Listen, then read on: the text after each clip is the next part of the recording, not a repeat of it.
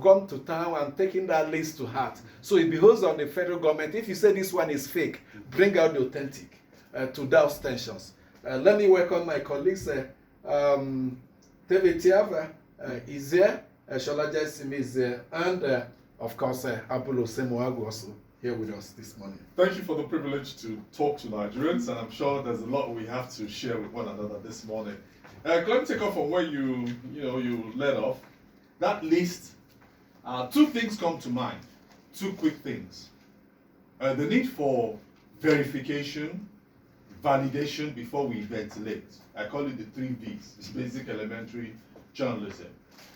When that list came out, probably what because I'm pointing back at us now in the media, maybe what we would have done was to say, okay, we authenticate where that list is coming from. Social media ran with it, some media, mainstream media picked it up, but we need to now begin to do a lot of verification with regards to content that we want to, x-ray, want to talk about. Now the government has served it back in our court that, well, that list is fake, you all ran with it, we're coming up with the authentic list. Now, like I said, we look at ourselves, I've done that with what I've just said, now I'm looking at the government.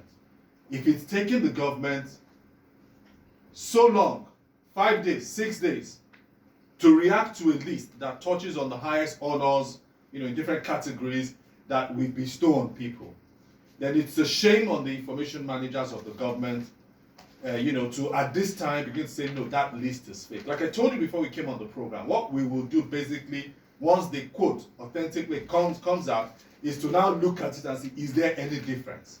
There could be a difference. Some names may quickly be removed based on what we said about the fact that the National Honors Act does not give room for conferment of any of the awards on the categories on anybody who is deceased. That one is there.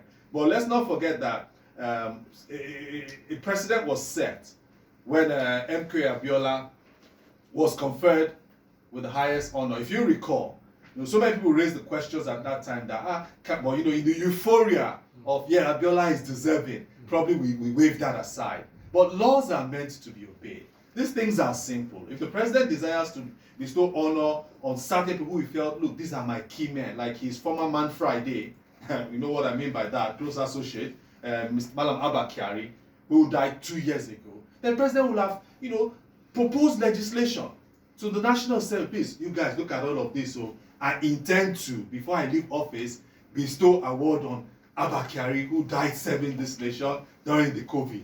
And they'll get that thing signed, and the hula baloo about this will be quietened. And so we must encourage the administration to continue to uphold the rule of law.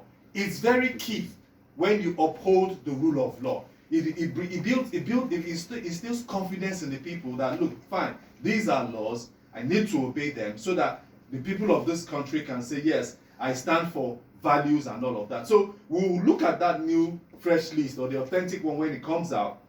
I will ask the necessary question. I have covered the Office of Secretary of Government of the Federation, Abechi, for a long time. What I know is that list often comes from there. But this time they are saying it's going to come from the Office of the Minister of Special Duties. Wherever it comes from, that's former Senator Barnabas, George Akume. Whatever it comes from, we will look at that again. Those who deserve to be there, we give the presidency and the team thumbs up. Those who we think should not be there, we tell the people why they should not be there, and we'll wait for the government to take the right decision about this. Amechi, good morning. I don't think we need to overflog this issue, since government has come out to say that they are withdrawing the list.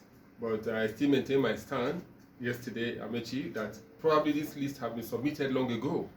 And the president said that he was slow in acting when he came into power, monitoring to look at the system and how he can come in fully. So probably this list has been submitted long ago, and because of the hula baloo, as Shola has said, they quickly withdrew it. I don't think we should flog much on this. Let's wait for them and see what next, or what list they will come. But I should think that the information officers of the president should apologize to Nigerians, like Mr. President, former President Goodluck Jonathan, who has gone all out to congratulate one of his friends. And so many other persons have placed advertisement. Olusegun Obasanjo, I mean. And so many people have placed advertisement congratulating those on the list. So apart from withdrawing, I think they should apologize to Nigerians. And going forward, they should be circumspect when releasing such very, very important list.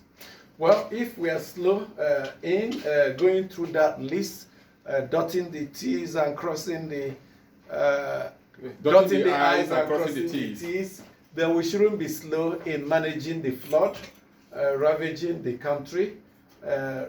Littoral states, states that have River Niger and River Benue run through them, many of them are hearing it, as we see in local parlance. Flood, overtaking homes, sweeping farmlands, businesses, houses.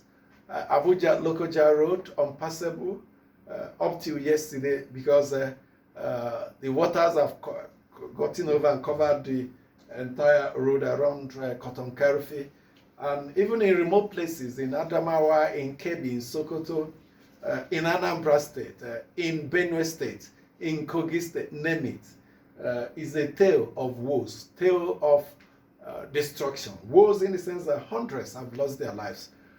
Destruction in terms of the fact that property have been destroyed, farmland swept away. And one of the males raising the issue, asking us to educate him on this issue about early response. Not just early response, we have early warning. TVTF, the Meteorological Services Agency, will usually warn of impending disaster. But usually this is not an area where we focus our attention. The media don't give it the necessary attention, and the political class, I swear, don't give it the necessary